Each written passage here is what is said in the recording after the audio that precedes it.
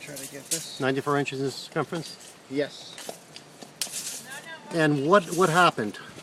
Just came crashing down. We were sitting in our kitchen, and then all of a sudden we heard a crash. About 93. We heard a crash, and we came running out, and there it was. It was a sound of the hitting the tree hitting the porch and the ground, and lo and behold, there it was. And Here comes the wind again.